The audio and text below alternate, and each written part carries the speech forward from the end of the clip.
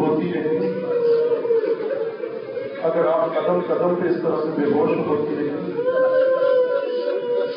تو یہ کاروان کربلا سے شام تک پہنچ جائے گا۔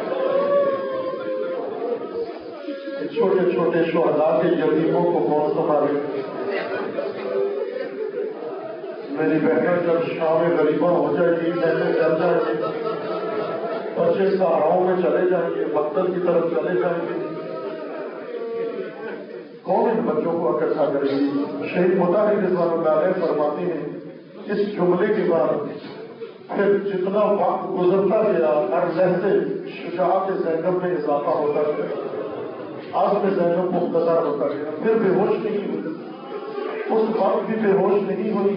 جب حسین خیمے میں آئے، کہا بہن وہ پرانا لباس نکال کے دے دو۔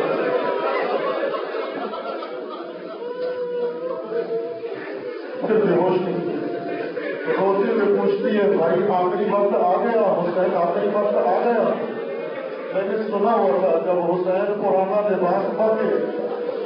تو سمجھ لو آخری وقت آ گیا ہے۔ پھر بے ہوش نہیں ہوئی۔ سید الشہداء نے لباس کو لے لیا، پرانے لباس کو جگہ جگہ سے سوراخ کرنا شروع کر دیا۔ پوچھتی ہے حسین یہ لباس تو پہلے ہی پوشیدہ ہے، یہ تو پہلے ہی پرانا ہے، آپ اس کو جگہ جگہ سے پھاڑ بھی رہیں گے؟ کیا جواب دیا سید الشہداء نے؟ فرمایا بہن میرا بڑے کمینے دشمن سے پالا پڑا ہے، مجھے معلوم ہے مجھے شہید کرنے کے بعد میری لاش کو لوٹ لیں گے،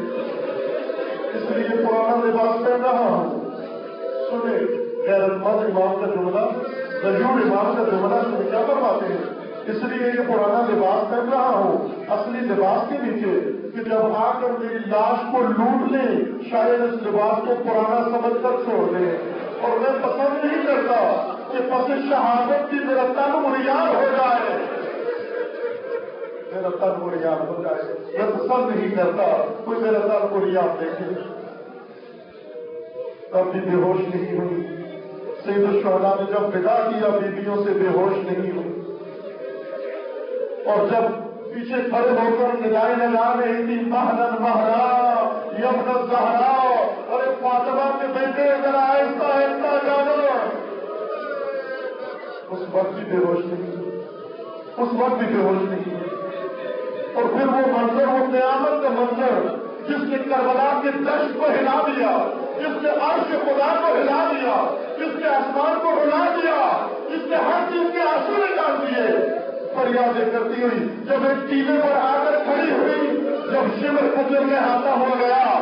جب گیا مقتل کی طرف، اس گودال کی طرف، کہا حسین سجدے میں ہے،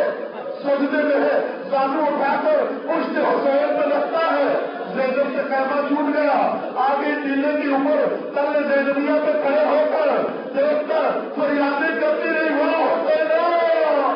واہ محمد والیہ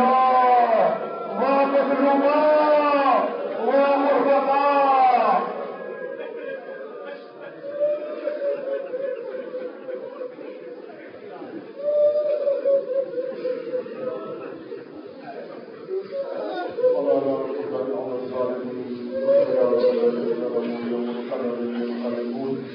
اللهم بحق العظيم الأعظم الأعز الجل الأكرم يا الله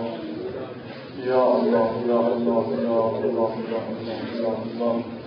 پروردگار بحق محمد وعلى محمد ہمارے اس طرح کی اور بارگاہ میں قبول فرما، مومنین کے استقلال کو شرف و قبولیت عطا فرما،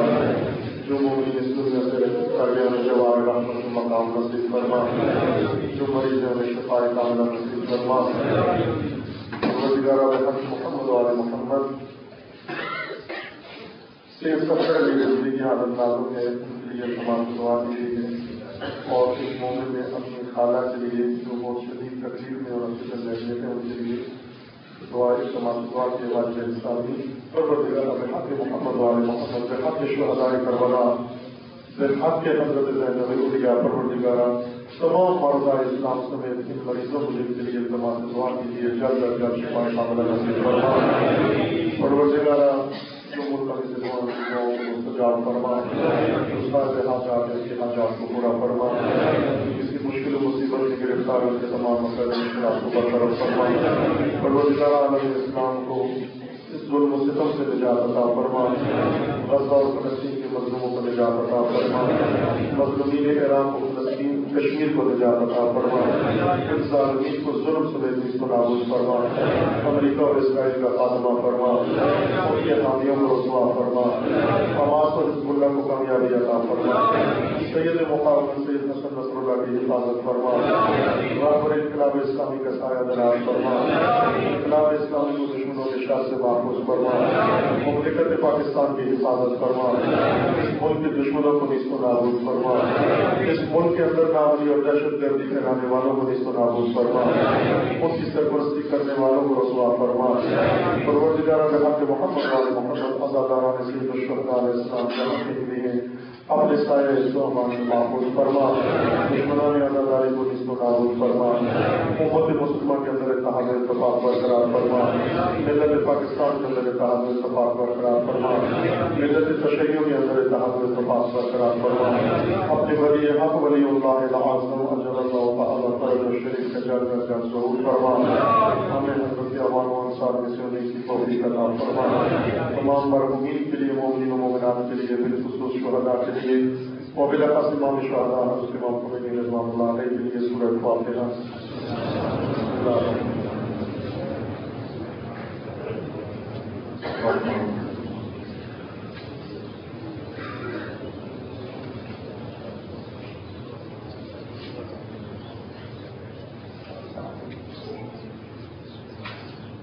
ضرور پڑھیے۔